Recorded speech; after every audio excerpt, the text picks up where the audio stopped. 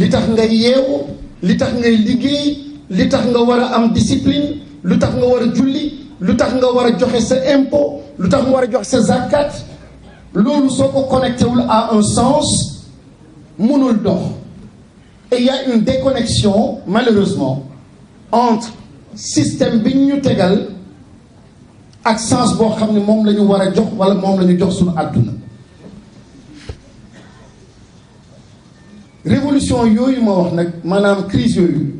dafa am ñaari révolution yoo xam ne ñoom ñoo ko accéléré ak amplifié. benn bi y a une transformation philosophique maanaam gis-gisu nit ñi tey jii ci wàllu liberté sexuelle liberté de conscience liberté d'expression yooyu yëpp dafa nekk di bumax la question du sens soo dëggul rek dina màbb. leneen li koy daaneel di ko accélérer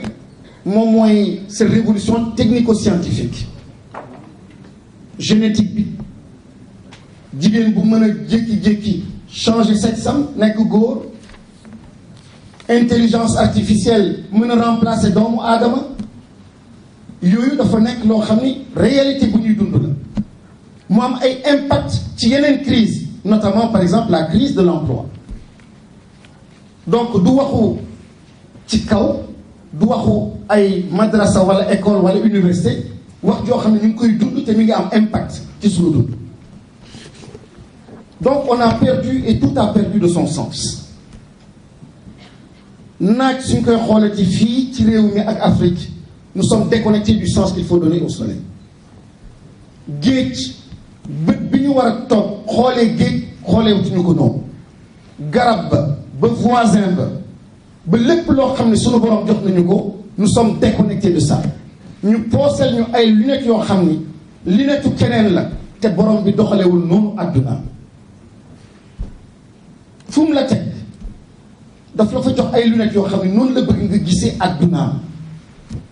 nga mën ko interpréter en fonction de contexte bi nga nekk tamit te foofu nag la ñuy ne sant yàlla sunu borom ci kilifa diine yoo xam ne may nañu ko. xam nañ ni ci désert bi la islam jóge xam nañ ni arabe la ñuy làkk wante nag am na benn dignité ngor ak xam-xam joo xam ni moo tax lépp jàllul dafa am loo xam ne dañ koy segg loo xam ne l'islam pur ñu jël ko loo xam ne ci wàllu contexte ak culture ñu jël ko tamit façonné ko en fonction de ñoom seen conviction. ba tey jii ku jël exemple Xaadimu Rasuul radiallahu anhu ni muy la dimension wolofal jëmm ji mu jox wolofal la poésie ku doon concours ci arabe ni dégg naa arabe moom mu am jom ak fayda joo xam ni ñoo xam ni jànguñu woon alxuraan maanaam arabe mu jox leen maqaama daraja joo xam ni lépp ci wolofal lañ ko doon def pour pénétrer et transformer les communautés et une transformation qui a eu de l'impact. L'exemple de Moussa Ka. ma jeexal ñëw ci point boo xam ne peut-être mooy le point là où je suis attendu. Kon la première carapace de l'être humain mooy sa culture ni ngay gisee sa làkk li sa voisin tekki pour yow li àdduna tekki pour yow ku da ko xañ rey na la. jël nañu esclavage par la force mu nekk doole le physique ñu jël l'esclavage par l'esprit l'industrialisation la colonisation ainsi de suite mais lii gën garaaw moo nekk di am mooy l'esclavage de l'âme du sens ku ko ñàkk nga te fa la ñu toll tey ji à la faveur de la colonisation de l'esclavage ak avènement indépendance yi am nañu benn ay état yoo xam ne créé nañu ko wante état dafa am ñaari mission une mission de codificatrice maanaam buy lire ci sa réalité sociale jóge ci réalité sociale boobu pour mën a tëral ay loi ay doxalin yoo xam ne mën nañ ci déggoo wante nag mënu ko jël ex nihilo maanaam mënu ko jël feneen il faut mu xool ci réalité boo xam ni fa la bokk mu tibbee ko foofu doog ko génne mission boobu échec ndaxte tout est venu de l'extérieur cette mission codificatrice de l'État on est passé à côté ñaareel bi ñu passé à côté mooy la mission certificatrice loo xam ni état lépp loo xam ni transformation sociale de sunu communauté mu mën a am les instruments de lecture pour mën a mettre à côté les politiques appropriées pour mën a transformer mais aujourd'hui on n'a aucun instrument presque pour la bonne lecture de ce qui se passe dans nos sociétés moo taxit lépp màbb état bi ñu am méngoowul ak sunu sens bi ñu jox sunu adduna méngoowul ak loi yoo xam ne moom la ñuy voté ba tax na des fois on dit que c'est une société ou des sociétés où il est difficile d'être discipliné mais vous allez dans le Bawol vous êtes tout de suite contredit mais difficulté ñu mën a nekk dans la discipline dans la rigueur de la discipline quand on met en face de nous ay loi ay réglementation yoo xam ne méngoowul ak sunu gis-gis donc état de droit amul ndaxte correspondre lu ak cette réalité sociale état social tamit amul te ñaari termes yooyu dama bëgg a insister ci bu baax et je parle sous le contrôle du professeur Babacar Gueye de plus en plus ci constitution yi nekk fële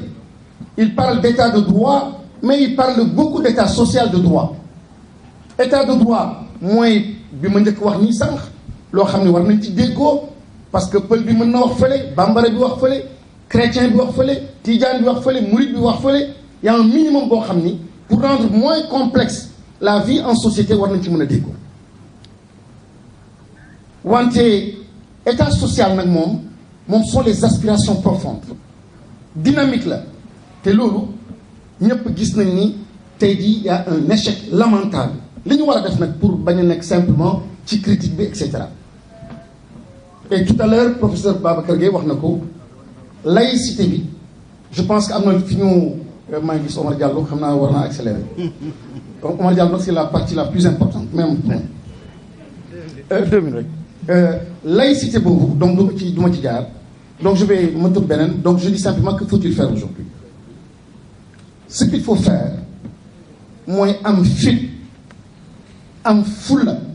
am fayda nga xoolaat sa constitution nga xoolaat sa état une doctrine d'état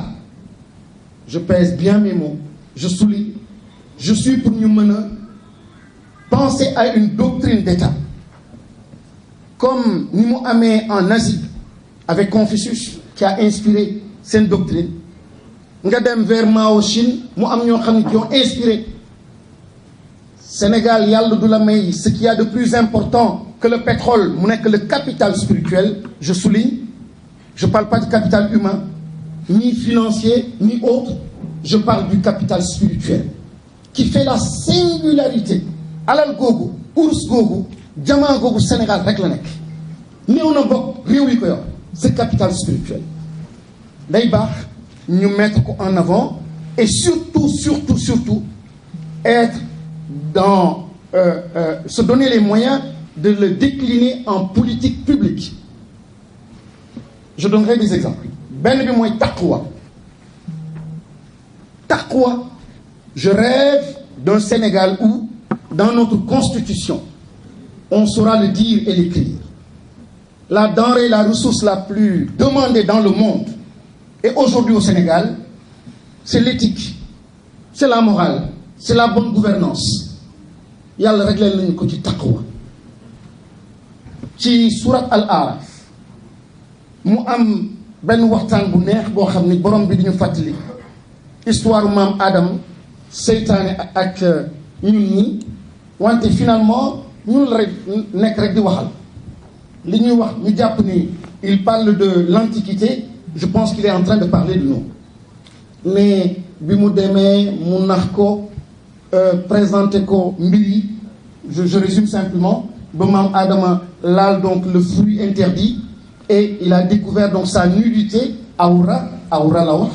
nudité, je parle aussi sous le contrôle de l'imam Kanté. Awra ne veut pas dire sexe. Awra mooy tout ce qui est caché, tout ce qui est gênant, tout ce qu'on cache. mu dem ba ci biir mais fàttalikul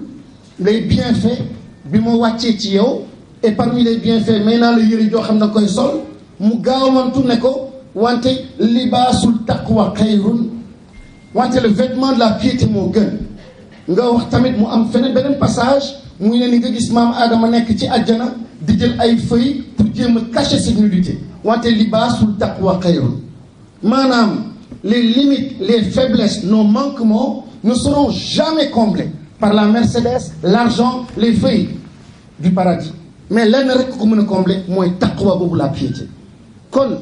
s'il y a une sincérité une volonté d'avancer je pense qu'il y a une façon de dire taqwa qu'on l'appelle piété qu'on l'appelle mais on peut ensemble de façon inclusive réfléchir à des termes qui nous ressemblent et qui répondent à nos aspirations ñu mën ko gis mu feeñ ci suñu mbir may ñaan jeexal naa na ko mooy il faut qu'il y ait un mouvement accordéon dama ne religion tamit dafa am faillite boo xam ne daf ko def on attendait des religieux ñu porter la spiritualité mais les religions ont failli aussi et peut-être qu'il est temps que l'État et le temporel mën a récupérer le spirituel indi ko dugal ko ci ay actions et quand je parle de spirituel ici je ne parle pas de confession je ne parle pas de religion mais la finalité de la chose et cette finalité-là de plus en plus d'ailleurs c'est l'une des raisons peut-être débat bu mel nii ñu mën ko am maa ngi gaawantu et ma jeexal la vraiment Omar jeexal naa sinon je lui facilite pas la tâche donc concrètement rek ma jeexal foofu après dinaa mën a ñëwaat s'il le faut damay joxe exemple pour bañ a nekk tamit dans la théorie man suñ ma faloon wala ki ñu fal tey jii laaj ma conseil julli dafay am beneen taxawaay ci biir réew mi quand je visite la Chine ou yenn pays asiatiques quand je les vois faire leur sport le matin seen yenn technique yoo xam ni ñu ngi koy jëlee ci ñoom ci seeni croyance li leen inspiré ñu ngi ko jëlee ci seen spiritualité quand le prophète sallallahu alayhi wa sallam dit Bilal hôtel noddul pour ñu dem noppaleku ci dëkk boo xam ne stress la dëkk boo xam ne coono la jot na nag jullit ñi comprendre réellement la dimension de la prière il y a une relation verticale mais am na loo xam ni fii la ci sa entreprise la ci sa société la c'est pour la paix am na nooy régler say emploi du temps am na nooy encourager chrétien bi dina am taxawaayam jullit bi dina am taxawaayam mais dina am loo xam ni yaa ngi même ci recherche temporalité ak efficacité ak performance mais tout dépend de ni ñu koy présenter encore une fois la spiritualité doo ci obligé doo forcer mais di nga mën a encourager leneen mooy damay dégg ñu leen leader rek et cetera mais leader ni ñu koy waxee am na loo xam ne man ci suma kàllaama moo gën a fort ku ma ne kii taalibe cheikh la képp kuy sénégalais xam nga li ma bëgg wax mooy jub na sell na liggéeykat la kii kat moom am na dara kii taalibe Sëñ Tuubaa la am na lu muy tekki taalibe boobu yenn saa je vais plus loin en parlant de talibeship pour simplement contraster ko avec le leadership boo xam ni qui est complètement désincarné amul benn connexion au sens ñu war a ñëw pour ñun le modèle bi ñu bëgg ci nit mooy su amee taalibe